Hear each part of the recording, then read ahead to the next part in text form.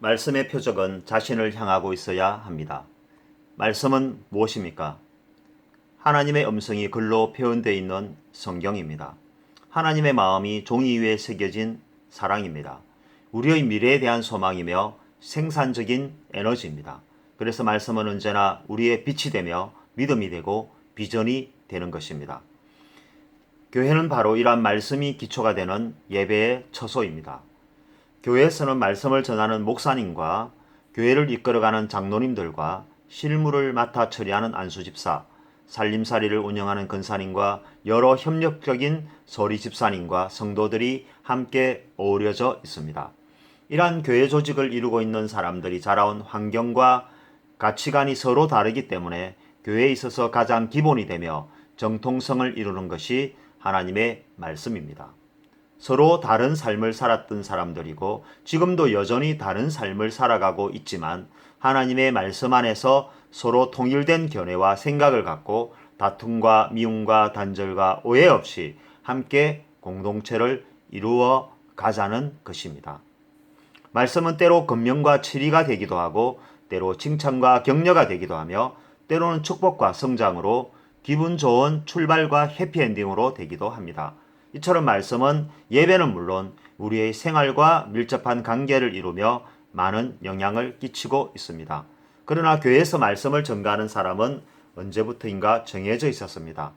그것은 교회를 구성하는 사람들의 숫자와 견해와 상관없이 이미 누군가가 결정해 버린 것입니다. 그래서 교회 안에는 교역자와 평신도라는 경계선이 존재하게 되었습니다. 교역자는 신학을 공부하여 교회 전단 사역자로 말씀을 가르치는 사람이 되었고 평신도는 경제생활을 영위하면서 동시에 교회 봉사도 해야 하지만 주체간이 말씀을 듣고 시행하는 객체가 된 것입니다. 교역자도 가르칠 뿐 삶의 적용은 애매모호한 선을 긋고 달릴 때가 많음을 쉽게 만나고 볼 수 있습니다. 그만큼 말씀에 대한 삶의 적용점을 찾고 행동하기가 어렵다는 것입니다. 평신도도 마찬가지입니다. 생활의 염려와 여러 가지 원인들이 있겠지만 이미 습성화되고 관리화되어 버렸다는 데 문제가 있습니다. 하나님의 말씀은 누구를 향하고 있습니까? 말씀을 전하는 설교자를 향하고 있습니까? 아니면 앉아있는 청중들을 향하고 있는 것일까요? 아니면 그 자리에 앉아있지도 않은 다른 사람들을 향하고 있는 것일까요? 마태, 마가, 누가, 요한복음에 기록되어 있는 예수 그리스도의 행적에서 우리는 정확한 해답을 찾을 수 있을 것 같습니다. 예수님의 삶은 가장 가까운 제자들에게도 자신의 삶을 보여주시며 교훈하셨을 뿐 그것을 가르치려고 애쓰지 않았습니다.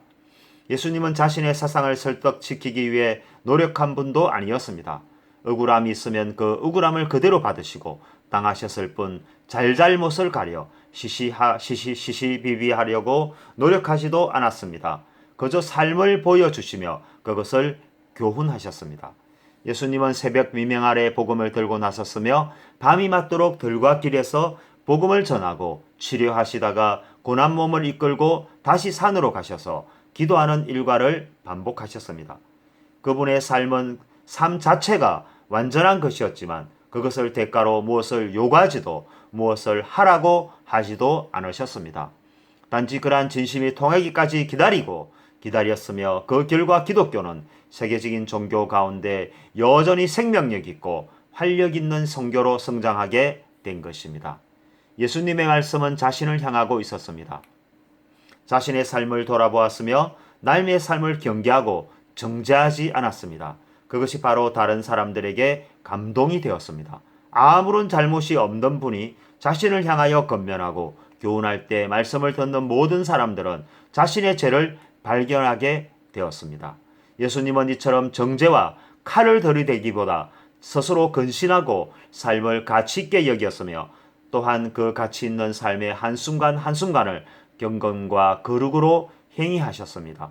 병든 자를 돌아보며 사랑을 전하되 몸소 그것을 보여주셨고 죽은 자를 살리시되 삶의 소중한 가치를 보여줌으로써 그 사람의 남은 일생을 교훈하게 하였습니다. 그래서 나사로는 예수님의 흔적을 따라 그의 남은 여생을 오직 복음 전가하는 데 사용하였습니다. 예수님은 자신의 삶의 어려움을 기도로 표현하였습니다. 할 수만 있다면 이 잔을 지나가게 해달라고 간청하였습니다. 그러나 자신의 뜻이 아닌 하나님의 뜻을 소중한 가치로 여기고 그것을 직접 선택하셨던 삶이었습니다.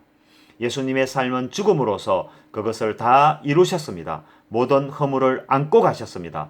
모든 사람의 죄와 더러움을 한 몸에 안고 가시되 남에게 전가시키지 않으셨습니다. 정작 자신은 아무 죄도 짓지 않으셨는데 그것을 억울해하지 않았다는 것입니다. 스스로 하나님이셨고 인간과 구별할 수 없는 고귀한 지위였음에도 불구하고 그 모든 것을 스스로 감당하셨습니다. 이토록 예수님은 이 땅에 오시면서부터 돌아가시기까지 그 삶에 있어서 항상 모범이었고 가장 완전한 모델이었습니다.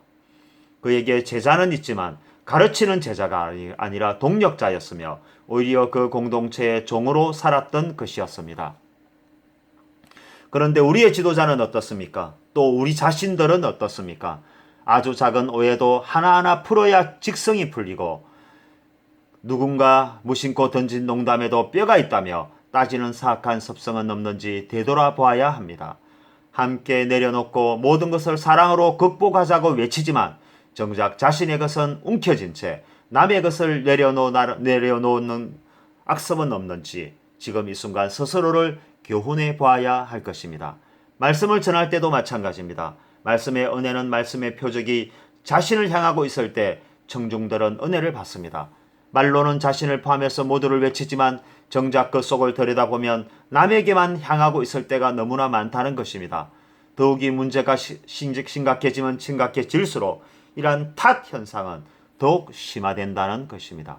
예수님은 그러시지 않았는데 예수님의 말씀을 듣고 가르치고 공부하는 사람들은 그렇게 생각하지 않고 그렇게 살지 않는다는 것입니다. 또 그렇게 살고 싶지 않다는 것입니다. 이렇게 물고 물리는 세상에서 한번 밀리면 끝장이기 때문에 여기서 배수진을 치고 동조자를 규합하여 세력을 확보하고 상대방을 궁지로 몰아가야 한다는 것입니다. 그래서 누군가 희생양이 되고 조직과 조직의 성장을 위해서 어쩔 도리가 없다고 생각하고 조기 수습 방안을 내놓는 것입니다. 예수님과는 전혀 다른 방식을 택하고 결정하는 예수님의 사람들, 그들은 예담이라는 어울리지 않는 이름을 하고 있습니다. 너무 멀리 교회는 흐르고 있습니다. 어쩌면 눈앞에 펼쳐진 대양 앞에 100m가 훨씬 넘는 절벽과 폭포가 기다리고 있을지도 위험한 세상에서 너무나 낙관적인 것은 아닌지 지금 여기서 스톱할 필요가 있다는 것입니다. 표적은 자신입니다. 문제의 핵심은 자신에게 있습니다.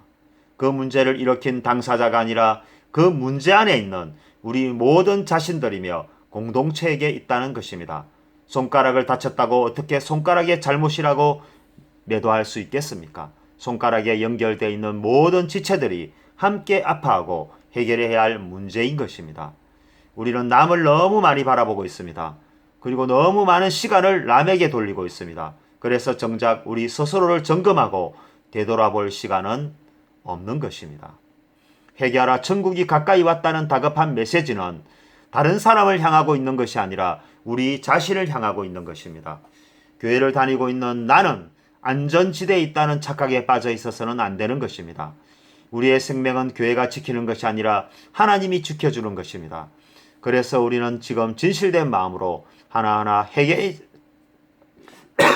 회개의 자리에서 결단하고 잘못을 구하며 용서를 빌어야 할 것입니다.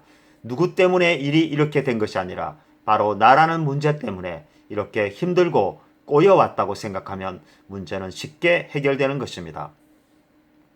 지금처럼 계속 남에게만 탓을 돌린다면 우리에겐 아무런 희망이 없습니다. 예수님께로 돌아가야 합니다. 예수님의 말씀으로 돌아가야 합니다. 예수님의 삶으로 돌아가야 합니다. 앞서가신 예수님의 흔적을 따라 우리도 멸시와 천대를 이겨내야 하며 억울함과 누명도 면류관으로 받으며 가야 하는 것입니다. 쉽지 않은 길입니다. 그러나 예수님이 먼저 가신 길입니다. 우리는 단지 그분을 따라가는 것뿐입니다. 아무런 죄가 없는 분도 가신 길인데 죄로 얼룩진 우리 자신들이 따라가는 것이 무엇이 그리 창피하고 수치스러운 것일까요? 수치와 창피는 무서운 것이 아닙니다. 더러운 것도 아닙니다. 정말 무서운 것은 그것을 하지 않았을 때 되돌아오는 지옥이 무서운 것입니다. 말씀의 강단에서 그 표적은 이제 스스로를 향하고 있어야 합니다. 그래야 사랑하는 성도와 지체와 공동체를 잃어버리지 않는 것입니다. 그래야 그들로부터 존경받는 목자가 되는 것입니다. 그저 그렇게 적당하게 타협하며 보내는 것이 웃어내는 달고 행복할지 몰라도 그것이 훗날 두고두고 후회하게 되는 결정적인 오류로 다가올 것입니다. 누군가는 죽어야 하고 누군가는 살아야 한다면 내가 죽어야 할 것입니다. 나 하나 살자고 여러 명을 희생시키는 지도자가 되어서는 안 될 것입니다. 그와 반대로 지도자를 희생시키는 평신도가 되어서도 안 될 것입니다. 우리는 지금 지혜를 모아 스스로를 끊임없이 되돌아보는 훈련을 해야 할 때입니다. 그래서 말씀의 표적이 다시는 남에게 향하지 않고 모든 문책이 나를 비껴가는 악한 행습은 종식되어야 할 것입니다. 이러한 말씀의 가장 중심에 근접하기 위해서 우리는 몇 가지 사항들을 스스로 점검해 봐야 할 것입니다. 그러나 이것은 기독교인의 가장 기본에 관한 규칙들입니다. 하나님이 정하신 규칙을 마음에 새기고 그것을 실천할 준비와 다짐을 해야 합니다. 첫째, 성경을 하나님의 말씀으로 신앙해야 합니다. 그것은 말이 아닌 진심에서 우러나오는 행동이어야 합니다. 모든 기독교인은 성경을 믿습니다.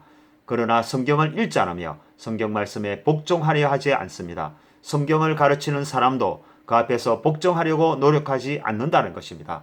그래서 말씀만 있고 행동은 없다는 것입니다. 그래서 우리는 가장 기본이 되는 성경으로 되돌아가야 합니다.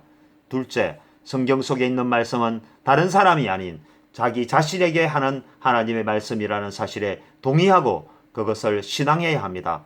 우리는 성경을 읽을 때 스스로에게는 은혜와 위로를 주고 남에게는 권면과 가르침으로 사용합니다. 성경은 남을 위한 것이 아닙니다. 성경은 우리 자신을 향하고 있는 하나님의 말씀이라는 것입니다. 그 표적은 오직 우리 자신을 향하고 있다는 것입니다. 그래서 남을 향한 표적으로 성경을 인용하여 다른 사람에게 사용하는 것은 은혜롭지도 죄롭지도 않은 것입니다. 셋째, 성경을 가르치는 교회 지도자는 성경 속에 있는 말씀이 다른 누군가를 향하고 있는 것이 아니라 바로 자신을 향하고 있음을 먼저 하는 성경 지명을 가져야 한다는 것입니다. 설교는 우리 모두를 향하고 있다고 말하고 있습니다. 그러나 은연중에 정작 본인은 제외될 때가 많이 있다는 것입니다. 그래서 은혜는 반감되고 말씀은 능력을 상실하고 치유는 회복 없는 공허함으로 전달된다는 것입니다. 설교는 내용이 중요한 것이 아닙니다. 언변이 중요한 것도 아닙니다. 설교에 있어서 가장 중요한 것은 그 메시지에 하나님의 성품을 얼마나 정직하게 많이 담아서 내는가 하는 것입니다. 설교는 말씀에 비추어서 자기 생각을 주장하는 것이 아닙니다. 자신의 억울함을 해소하고 변명하는 데 사용하는 것도 아닙니다. 오직 하나님의 뜻과 의미와 성품을 그대로 전달하되 자신을 향하고 있어야 한다는 것입니다. 그러면 앉아있는 청중들도 남을 바라보지 않고 자신을 바라보게 된다는 것입니다. 말씀에 있어서 자신을 돌아본다는 것이 가장 중요한 핵심이 되는 것입니다. 바로 거기에서 문제 해결점과 치유와 역사가 일어나는 것입니다. 넷째, 말씀의 표적은 삶에 있습니다. 말씀은 삶에서 곧바로 적용되어야만 신뢰를 한다는 것입니다. 말만 무성하고 삶은 그대로라면 그 말씀의 능력은 무엇인가요? 삶이 따르지 않는 메시지는 한낱 공허한 메아리에 지나지 않습니다. 믿음을 행위와 전혀 무관한 것으로 분류하는 기독교인들이 많이 있습니다. 물론 성경 말씀에서 구원은 행위가 아닌 믿음으로 얻는 것이라고 하셨습니다. 이것은 하나님의 구원에 대한 은혜와 계약이지 행위의 무효화가 아닌 것입니다. 이것을 자의적으로 해석하여 믿기만 하면 모든 삶은 무관하다는 무절제한 논리로 한다면 성경에 대한 오류를 범하는 것입니다. 다섯째, 하나님의 말씀은 우리의 삶 속에서 어둠을 만나게 되었을 때 빛이 되려 하신 것이며 문제를 만났을 때 지혜가 되고 해결의 과정이며 종착역이 되려 하신 하나님의 은혜인 것입니다. 우리의 모든 환경과 생활과 경제 위에 하나님의 말씀은 빛이 되고 있습니다. 그래서 하나님 앞에서 기독교인들은 바른 행위와 바른 선택을 하도록 하는 것입니다. 그것이 때로는 손해가 되고 억울함이 되어도 하나님은 그 가정 속에 함께 있고 해결하시는 분이라는 것을 굳게 신앙하고 의지해야만 한다는 것입니다. 처음부터 그렇게 살기 힘든 세상이라고 단정하고 시작해서는 안 된다는 것입니다. 다른 사람을 보아서는 안 된다는 것은 바로 그 다른 사람들 때문에 스스로도 그들과 함께 무너지는 도미노 현상이 일어난다는 것입니다. 그래서 서로를 향하여 위로하고 관용하며 변명한다는 것입니다. 그래서 우리는 말씀이 삶 속에 관여되어야만 하는 것입니다. 이제 우리는 말씀의 가치와 능력 앞에서 복종해야 합니다. 첫 번째 손가락으로 자신을 가리키고 두 번째 손가락으로 남을 가르친다면 그것은 그 누구도 동의하지 않는 삶이 될 것입니다. 우리는 반대로 해야만 합니다. 그것이 때로는 적용되지 않고 바보 같은 일이라 할지라도 우리는 그것을 선택하고 결정해야 합니다. 하나님께로 가는 길은 힘들고 어려운 것입니다. 예수님도 할 수만 있다면 이 잔을 옮겨달라고 하셨다는 것을 너무나 잘 알고 있습니다. 하물며 우리겠습니까? 그런데도 스스로를 세상이라는 야생에 풀어놓고 마음대로 살게 했어야 되겠습니까? 그리고 주일 하루를 교회라는 우리로 잠시 돌아온다면 그것이 야생이지 가축이라 할 수 있겠습니까? 우리는 이 시대를 서로 말세라고 말하고 있습니다. 그러면서도 아무도 변하지 않는 삶의 태도에 대해서는 아무것도 말하지 않고 있습니다. 예수님이 오시는 말세, 혹시 그것은 기독교인이 스스로가 부르는 종말이 아닐까요?